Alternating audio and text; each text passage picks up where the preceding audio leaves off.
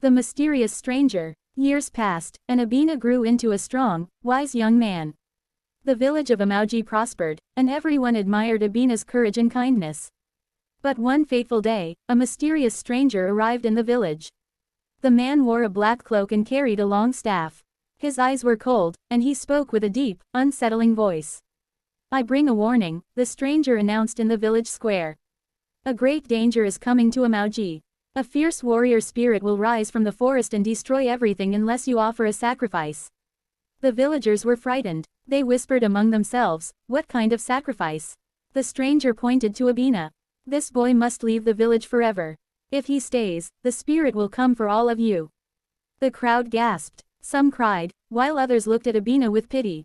But Abina stood tall. "I will not run away. If danger comes, I will face it, just as I faced the leopard." The stranger smirked. "Very well, boy, you have until the next full moon. After that, the spirit will come, and there will be no mercy." Seeking the truth, that night, Abina went to the river to meet the magic turtle. He explained everything that had happened.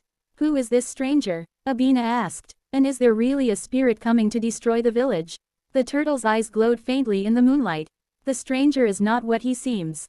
He is not a messenger of danger, he is the danger himself. He has come to steal the village's wealth and power." Abina clenched his fists. "Then I must stop him."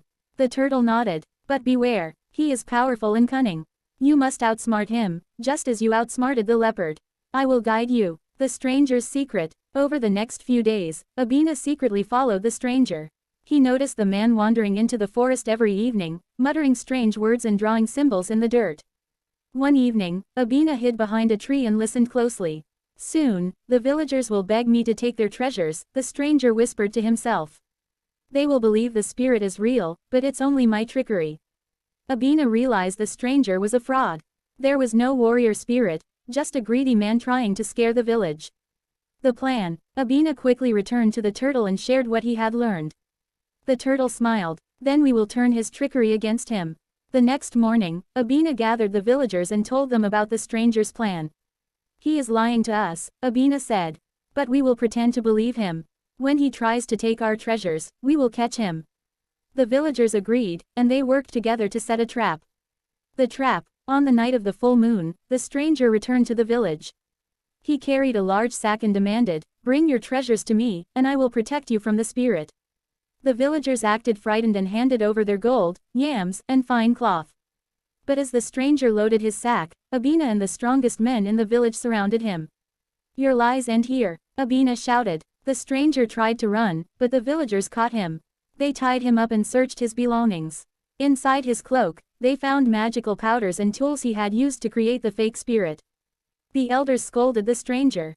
"You tried to deceive us, but you underestimated Abina's wisdom." The stranger was banished from Amauji, never to return. Peace restored. With the stranger gone, the village celebrated. They sang songs of Abina's bravery and shared a great feast. Even the elders said, "Abina is not just a boy, he is a guardian of Amauji."